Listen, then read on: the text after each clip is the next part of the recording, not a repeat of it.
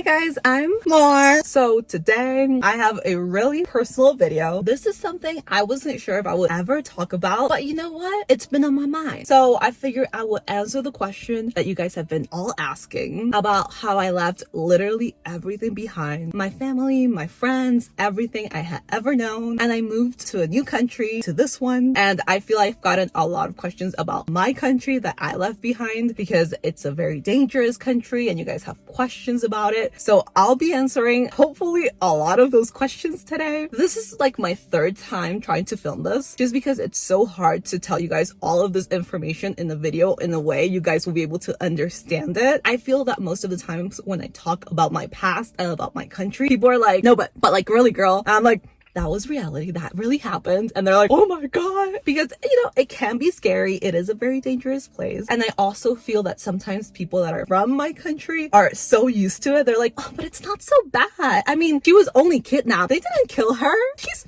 fine. That happened to my cousin yesterday. This is actually a true story. So it's just kind of hard to tell you guys everything, but I will do my best. That's why I was like, let's take a little stroll. Let's be in a safe space in our car by ourselves. Gordo is not here. And yeah, I'll be spilling all the tea. So I grew up in Caracas, Venezuela, and I moved to the US when I was 23. So I haven't really been here for that long. I know a lot of you guys think I've been here for way longer, and I guess thank you. Kind of flattered to all of you guys that are nice, because in the short time that I've been here, I have never experienced so much racism in my life, ever in my life. And especially since Trump was elected president, it's just been through the roof. It's been pretty bad. I'm not even gonna try and sugarcoat that. It's just been bad. America, racist country, greatest country in the world. I love it, but very, very racist. So living in Venezuela was, you know, a ride. It was an interesting country. And I wish I could go back and just visit. I wish I could live here and go and visit my family and go and visit my friends. But the reality is that when I left my country, I felt that I was like escaping some sort of bomb. It was so scary. It still is. So dangerous. It still is. And a lot of this is because of the government, and I've been outspoken against the government in Venezuela, and I've had some scary things happen. So it's scary for me to just think about going for a visit because I don't know if I could leave again. I don't know if I could escape again. So I want to clarify that I think a lot of people believe I come from money, and I've had this happen my entire life, and I've never really bothered to correct them because it's okay. I mean, if you think I look so wealthy, I guess gotta act the part, or I don't know. But I've never really talked about my past in Venezuela. I've never really talked about my experiences there, about my family life, and I feel comfortable talking about it here. I've never really done it even on my Spanish channel, just because I feel like this video is really not gonna have a lot of people watching it, not like a lot of views, which makes me feel really at ease and really comfortable, because I feel that whoever watches this video wants to know about me, and it's not just like a random looky-loo. You know what I mean? So I didn't grow up wealthy at all. My family, it was really hard. It was actually so difficult. My parents did not have jobs for like ever. My dad couldn't work because he was sick. He had cancer. And my mom just never wanted to work. I would beg her to work, but she didn't. So I don't know how to explain the finances in our family because my family was a mess. I mean, it's still a mess. It's a big mess actually, but I'm not gonna get into that one. And ever since I've been on YouTube, including my Spanish channel, I've had a job. So anything that you guys have seen, any bracelet I might wear, any makeup, I bought it for myself, which is something I'm really proud of. But my life at home was definitely not easy. It was a struggle. You know, I struggle with mental health. I think I've already mentioned that I was kicked out of my house as a teen, and it was just for like trying to tell my parents to take care of my sister, and they were like, well, you can take care of her.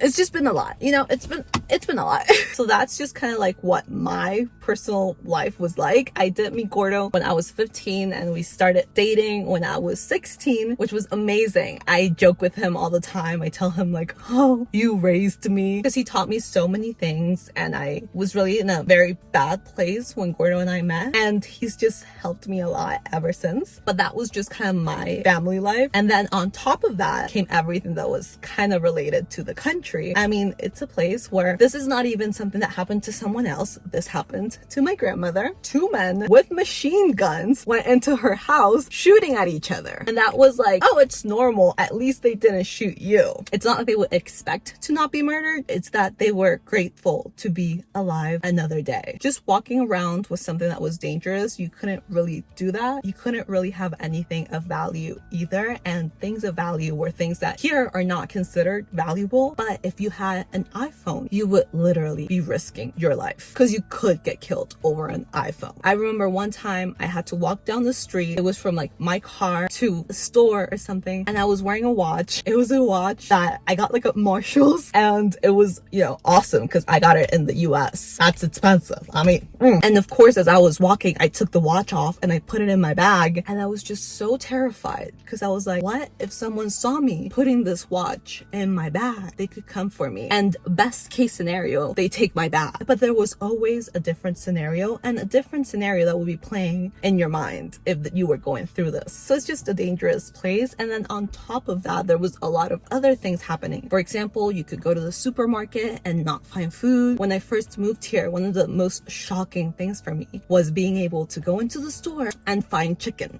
There's a video of me holding this chicken up like it's just like it's free Gucci. And I've lived that. I've lived not only not having enough money to buy the food, but sometimes not even finding the food where you are. It was a lot. Running water would get cut off all the time. Currently, it's even worse. Where my grandma lives, they haven't had running water for about 2 years now. There's other parts in town where running water does come and go. So they only go without water about a week or 2 weeks sometimes without running water. And there it's normal. The power gets shut off every day. When I was living there, the power wouldn't get shut off every day, but maybe once a week, something would happen with the power. So that was just kind of life there. And then on top of that, if you were kind of like young and trying to start a life, there was just no life to start. There was nothing that you could do. There was no way you could make money, and there was really nothing. You were never going to be able to rent an apartment. You could never really have dreams and follow them, because I feel that anything you wanted to do, somehow it would just blow up in your face. Any plans you had, you can count on them not happening. So I went to college there. It was a public school. I couldn't afford like a private school because I had to pay for my own school, of course. Even the public schools, you have to pay like a little bit. And when both Gordo and I were done with college, we're like, well, we need to do something. I mean, here we're not living. I will wake up every morning with marks from my nails on my fists, and my nails are always really short because I would sleep like this, because I would have nightmares almost every night of someone maybe coming into our house or something happening to us while we were just out. We just lived in fear every day, every single day of our lives. You know, we had struggles. I think my life improved significantly after I was kicked out and after I started being able to provide for myself. But even so, you still have the country and all the struggles in the country. And it's something you can't fix. It's something that even if you try and elect another president, you just can't, because it's a dictatorship that's kind of like camouflaged as like it's not, but it is. The politics of it are just very confusing. So Gordo and I started this plan to move here, and it's been a crazy ride. Of course, we came here documented legally, and that's how we've always been. That's something that's been really important for me to keep that way. But more than that, I don't really feel comfortable telling you guys the whole shebang of the story. But it was such a difficult time because we just didn't know what would happen. We didn't know what would get approved, what wouldn't, and it wasn't really up to us. We're just trying to kind of go on with our lives, or at least what we had that was similar to the life we had left. And we thought about different countries to move to. We ended up deciding the US just because it's a country we've always been familiar with. We had traveled here before. We knew a bit about it. So we were like, okay, I think it's a place where we'll feel at home. And honestly, it's been such an amazing place. I love it. And it's been so good to us. The only thing I would say has been bad is literally the last few years, just because you feel so scared. You know, you're like, what's gonna happen with me? We're just trying to, you know, do our best, to work, to, you know, be good people, but you never know, because there's always a group of people that feel very strongly against anyone really coming here, even if it's, you know, for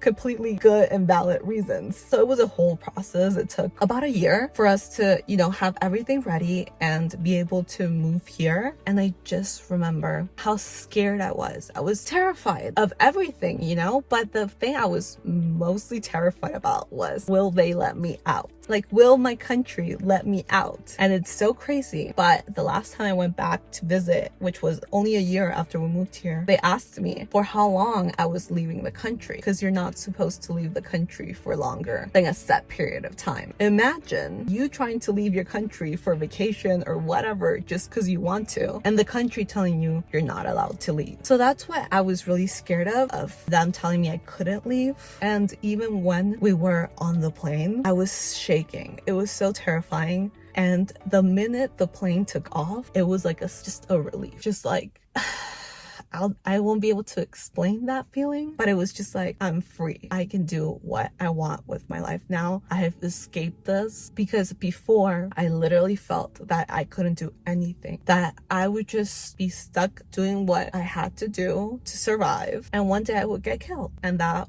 what was going to happen with my life, and that's how it would end. And of course, a lot of people still live in Venezuela, and it's an amazing country. Like, the people there are so fun, and the food is so good, and it's so beautiful, but it's also really scary at the same time. It's really scary for a young person trying to have a life, because there really are no opportunities there. There's really nothing that you can do to kind of get ahead in life, to kind of be able to do the things you want to do. And then there's all these dangers that, you know, I feel like I barely scratched the surface on this video telling you guys about, but I feel like at least I've told you something. And when we left, there was a US embassy, so that's how we were able to do our whole process and all of that. But currently there's no US embassy in the country, so it makes things even more difficult for anyone that's wanting to get out. I'm truly grateful for my country, because I feel that it's taught me so much. I've met so many people that are so ignorant, that seem kind of spoiled at times because they've always had running water. No, but really, I feel that any struggle that I've had to go through and that I went through in my country really made me stronger and really taught me a lot. And I'm so grateful, because I love it. I love my culture. I would never deny my culture. You guys know I'm very Latina, but I feel that everything I've told you guys is reality. Things are very bad there. Currently, they're even worse than when I left. There's people that are out starving in the streets, people with no access to water, to electricity, to public transportation. And then on the other hand, there's a lot of rich people now. People that, thanks to the government, have made a lot of money off the sufferment of the average person like you and me. There's no laws in Venezuela, so if something happens, you really can't go to anyone. In Venezuela, I would be more scared of the cops or the military than of a random guy on the street. They would be terrifying. But yeah, just like I'm grateful to my country for everything that it taught me and for making me who I am, shaping my personality into this crazy person, I'm also so grateful to this country for taking us in, for giving us a home, for giving us opportunities, for making us feel safe. Something I can truly say I had never experienced before. Just going to sleep at night and feeling safe. But yeah, right now we're in a kind of bad spot with the current administration, but I'm still very grateful to be able to be here and to be able to live my life, because I truly sometimes wonder if I would be here had I not left. And that's something you never know, because where I come from, your life can be taken from you in a second and over nothing. But yeah, guys, I hope this answered some of your questions. I know you have a lot more questions. I can do another video about this, but I'm not sure if you guys will be interested, so let me know. I love you guys so much. I'll see you in the next one. Bye.